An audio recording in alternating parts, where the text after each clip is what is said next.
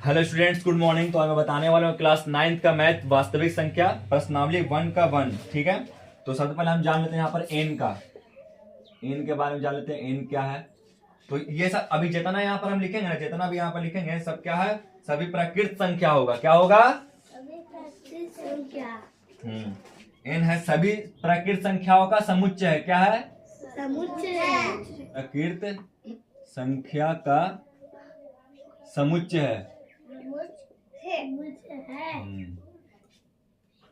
समुच्चय है। ठीक है, इतना तो हो गया। ये W जो है, W पूर्ण संख्याओं का समुच्चय। क्या है? पूर्ण संख्या। पूर्ण संख्या। सभी पूर्ण संख्या का समुच्चय है। संख्याओं का समुच्चय है। इतना इसको ध्यान रखना है। ठीक है। Z क्या है? सभी पूर्णांकों का समुच्चय है। सभी, वो पूर्ण था, ये पूर्णांक है। सभी पूर्णांक का समुच्चय है। समुच्चय है। ठीक है। उसके बाद है हमारा Q।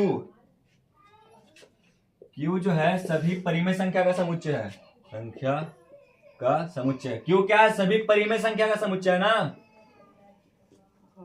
चलो हो गया।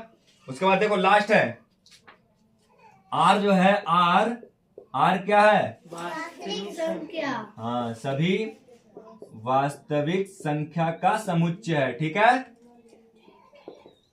समझ में आ गया?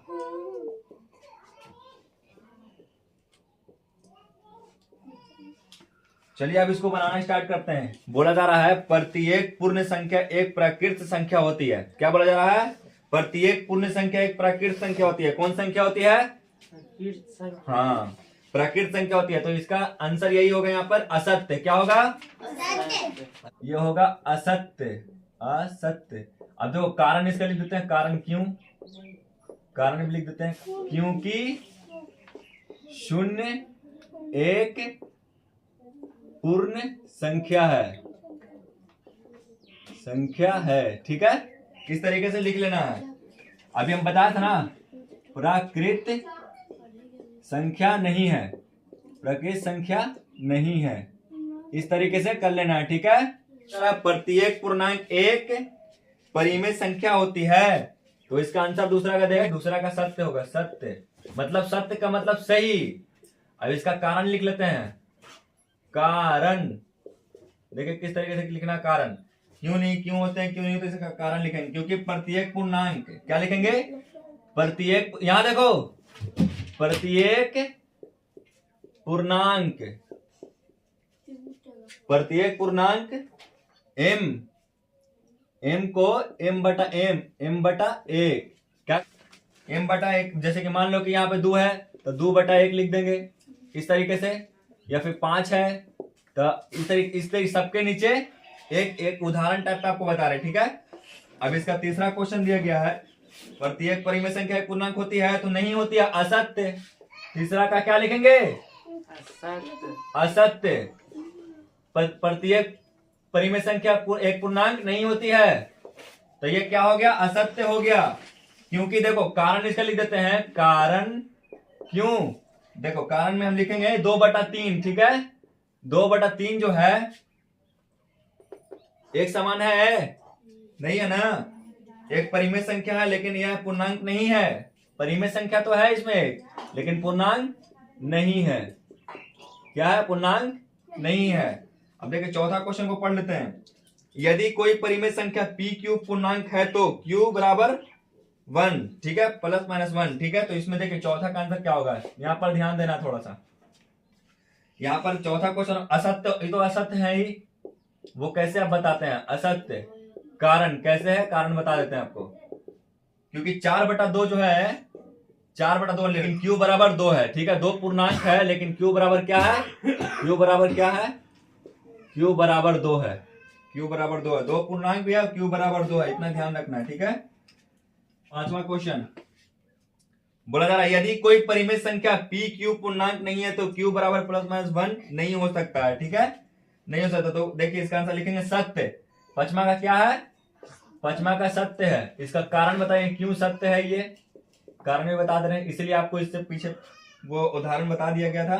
Q बराबर जो होता है Q बराबर प्लस नीचे -1, ठीक है। इस तरीके से लेने पर लिखेंगे, लेने पर देखो यहाँ पे लिखेंगे P बटा Q बराबर नीचे लिखेंगे प्लस -1, क्या लिखेंगे पी क्यू बराबर P बटा प्लस माइनस। तो यहाँ पर आपको इस तरीके से ये बोला नहीं जाता है प्लस माइनस, लेकिन आपको समझाने के लिए बोला जा रहा है सिर्फ यहाँ पर P क्या होता है, P एक पूर्णांक हो जाता है, पूर्णांक P एक पूर्णांक हो जाता है, ठीक है, हो जाता है।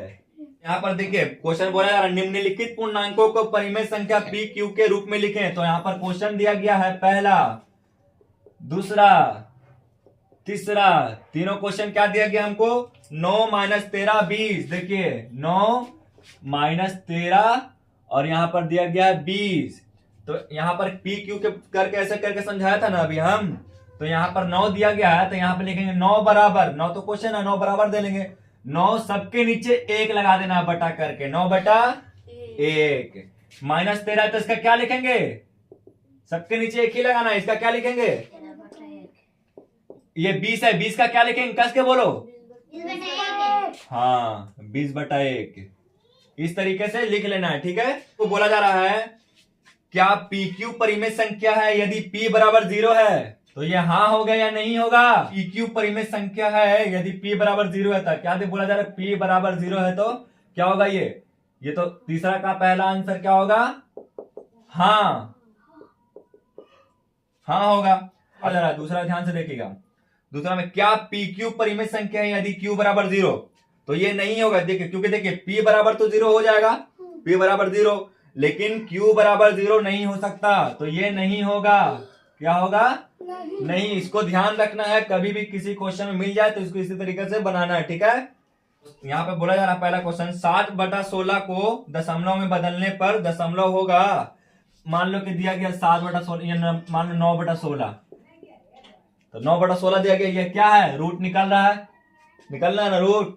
तो इसको क्या करेंगे, अशांत लिखेंगे, क्या लिखेंगे, अशांत। तो यहाँ पर क्वेश्चन हमको क्या दिया जा रहा है, ध्यान से देखिए, क्वेश्चन हमको दिया जा रहा है इसमें 7 बटा 16 के दशमलव में बदलने पर दशमलव होगा, इसको बदलने पर होगा। तो नहीं यहाँ जो भी यहाँ पर शांत लिखेंगे, ये शांत है, क्या है, शांत है। अब इसका देखिए दूसरा, इसका क्वेश्चन क्या बोला जा रहा है 3 बटा 25 के दशमलव में बदलने पर दशमलव होगा। तो कैसे, देखिए 3 लिखते हैं, अब 25 है तो कैसे बदलेंगे, नहीं तो यहाँ पर भी यही होगा, 3 बटा कितना है, 3 बटा 25 है, 3 बटा 25 है ना दूसरा का। तो इसका भी क्या होगा, इसका भी शांत होगा, ठीक है। अब देखिए इसी का तीसरा क्वेश्चन है, तीसरा क्वेश्चन में क्या बोला जा रहा है हमको, तीसरा क्वेश्चन बोला 7 बटा 12 को दशमलव बदलने पर दशमलव होगा, 7 बटा 12। देखिए कैसे करना है, देखिए जैसे कि ये 12 है ना, ऐसा ले लेते हैं, दो दूनी कस के 4 और 4 तिया 12, कस के बोलो, 4 तिया 12 होता है ना। तो 12 आ गया ऊपर वाला, कैसे लिखना है, अशांत, इस तरीके से लिखना है, ठीक है। दिया गया चौथा में, यदि परिमेय संख्या P बटा Q के हर का ऋण गुणनखंड, ठीक है, 2 और 5 है हो तो PQ के दशमलव के रूप में लिखा जा सकता है। हाँ तो हाँ कहेंगे, क्योंकि देखिए यहाँ पे क्वेश्चन क्या कर रहा है,